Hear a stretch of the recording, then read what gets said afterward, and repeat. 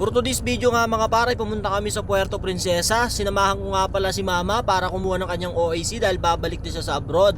Pagkasakay ko nga ng service mga pare, napunit ang ating pantalon, kaya agad naman tayong pumunta sa SM Palawan upang bumili nito.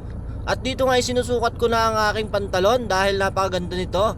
Pagkatapos nga namin manggaling ng SM ay dumiretso na kami sa isang magandang pasyalan din dito sa Puerto Princesa, Palawan, ang tinatawag nilang Beckershill. So nakikita nyo naman mga par, so ang ganda ng mga tanawin dito, malilim ang pwesto at wala akong ibang masabi. Marami nga din palang mga taong pumupunta dito para magkuha ng litrato at mag-video. Sinamantala na nga namin ang pagkakataon dahil minsan lang kami makapagpasyal dahil busy araw-araw sa trabaho. Ang sarap talaga sa pakiramdam kapag ka nakakapasyal ka, hindi yung puro ka na lang trabaho. Pero minsan hindi mo namamalayan sa kakapasyal mo ang laki na ng gastos mo.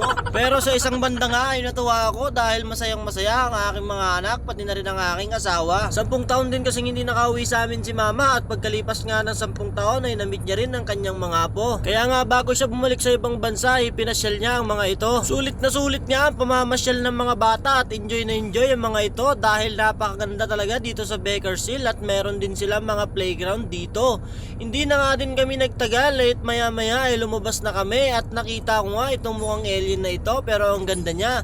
Pagkalabas nga namin ay nag-order na kami ng buko juice dahil sobrang init at sobrang uhaw na namin. At nang matapos nga kaming makainom ng buko juice ay agad-agad na kaming bumiyahe pa uwi dahil hapon na. Siguradong matagal-tagal na nga na naman kaming hindi makakapagpasyal dahil magiging busy na naman sa trabaho. At hanggang dito na nga lang ang ating video. Sana ay nagustuhan nyo. Kung nagustuhan nyo, paki-like, share and comment nyo na rin mga idolo. Maraming salamat po. Yeah.